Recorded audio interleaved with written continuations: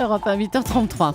Le vrai faux de l'info de la matinale avec Anne Le Gall. Bonjour Anne. Bonjour Thomas. Les élections européennes, c'est dans 10 jours déjà et vous vous penchez ce matin sur la popularité de l'euro. Oui, car le Front National qui défend la sortie de l'euro ne cesse de répéter que de plus en plus de citoyens veulent le retour au franc d'il y a 15 ans.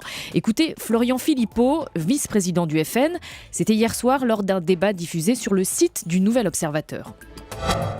Je suis partisan, et nous le sommes avec de plus en plus de monde, tant mieux, d'un retour aux monnaies nationales qui me semble inéluctable.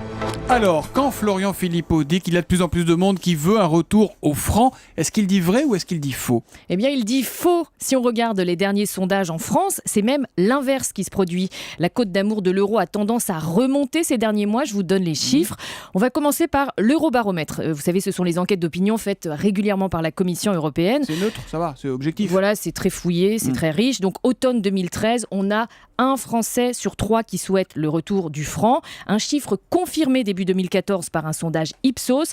Et c'est à l'époque, effectivement, un chiffre à la hausse. Mais depuis, 3 sondages montrent une tendance inverse. Je vous les donne. 27 avril 2014, enquête Opinionway. On a 26% de la population, et donc plus un tiers, c'est un quart, là, qui veut le retour du franc.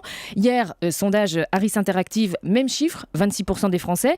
Et la semaine dernière, sondage BVA, ils ne sont plus que 21%. Donc on le voit, depuis l'automne dernier, de moins en moins de Français sont pour le retour du franc. Florian Philippot a faux. Oui, mais alors ailleurs en Europe, parce que si on prend littéralement ce qu'il dit, le vice-président du FN, il dit de plus en plus de monde veut la fin de l'euro. Ça peut donc concerner d'autres Européens. C'est vrai, vous avez raison, mais ça reste faux. Il n'y a pas non plus d'hostilité grandissante à la monnaie unique au niveau européen. C'est l'Eurobaromètre qui le dit. Figurez-vous que si on demande à l'ensemble des citoyens européens s'ils sont favorables à la monnaie unique, donc on est d'accord, hein, on pose aussi la question aux Anglais, aux Suédois, aux Danois qui n'ont pas l'euro, voilà, et en plus qui n'en veulent surtout pas.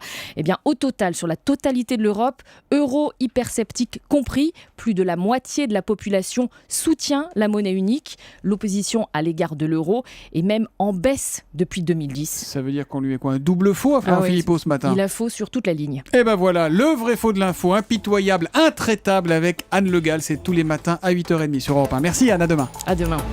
Europe 1 matin.